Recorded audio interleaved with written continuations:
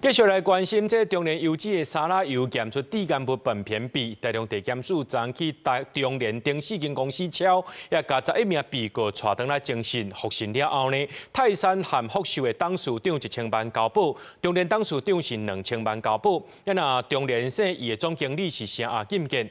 另外，台中市政府在今仔日也公布第3站以下受影響的業者40間，到今已經有65間業者受到影響了。也若講到一寡有問題油，目前回收52891公斤。福茂公司姓吳的董事長完成交保了後，行出台中地檢署，面對外界質問，伊專程攏極點點。大概跟我們講方便。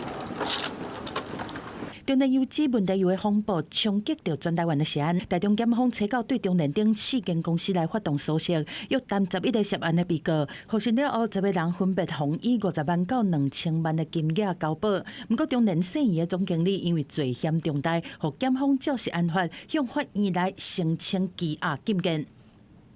均涉犯食品安全衛生管理法等罪嫌重大，其中中聯公司總經理於姓被告有湮滅、偽造證據及勾串共犯證人之虞，經檢察官訊畢，向法院申請羈押禁見。中聯郵局1300噸的大豆沙拉油，檢驗出1級的地干物苯偏比超標4倍。食藥署在初期已經認定中聯公司違反食安法和違反通報的義務，而且照行政罰法針對受責難的程度加重罰，攏總開出1億6000多萬的罰款。檢方搜索進一步認為，講中聯等公司有延遲通報的行為，則聲押中聯社的總經理。交新聞資料進前法院閣在裁定。另外，食藥署表示講，查雜含業者進一步核實，中聯4月到6月。產品對一個月11萬噸，即馬收證到差不多是3萬噸。食藥署講有一寡也無法度完全確定。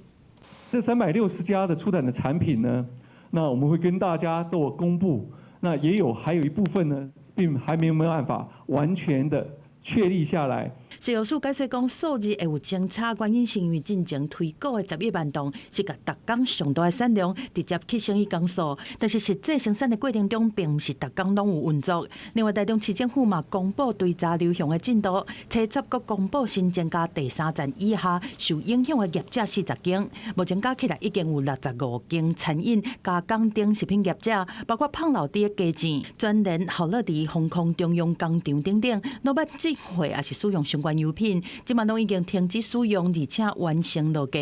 到目前為止，問題油品加起來是回收52891公斤。